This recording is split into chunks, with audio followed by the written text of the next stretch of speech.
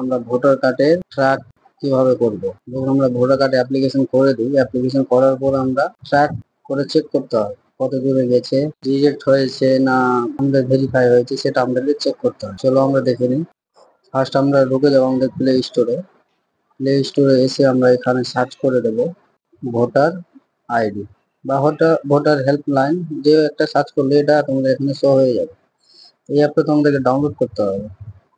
অ্যাপটা ডাউনলোড করার পর আমরা এখানে ঢুকে গেলাম। এখানে ঢোকার পর একটু রিপ্লেস নেবে, যেমন এখানে পেজটা ওপেন হয়ে গেল। দিয়ে আমরা এখানে নিউ রেজিস্ট্রেশনে ক্লিক করব। এখানে আমাদের মোবাইল নাম্বার দিতে হবে। আমার মোবাইল নাম্বারটা দিয়ে দিলাম। এটা লগ ইন করার জন্য তোমাদেরকে লগ ইন করতে হবে, ওটিপি দিয়ে সাবমিট করতে হবে। দিয়ে এখানে ওটিপি আসলাম, ওটিপিটা দিয়ে দিলাম। হ্যাঁ,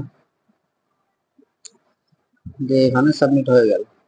তো আমরা এখানে ট্র্যাক করবো, এখানে আবার ক্লিক করব ভোটার রেজিস্ট্রেশন, দিয়ে এখানে আমাদের ট্র্যাক অপশন চলে এসছে।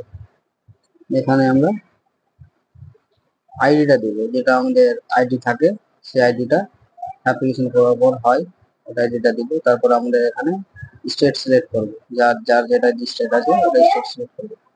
যে ট্র্যাক মেরে আমরা এখানে দেখে দেবো যে আমরা এটা রিজেক্ট মেরে দিয়েছি বলে আমি জানতে পারলাম। এরকম তোমরাও চেক করে রাখো। আর এরকম ভিডিও পেতে গেলে আমার চ্যানেলকে ফলো করে রাখো। Thank you so much.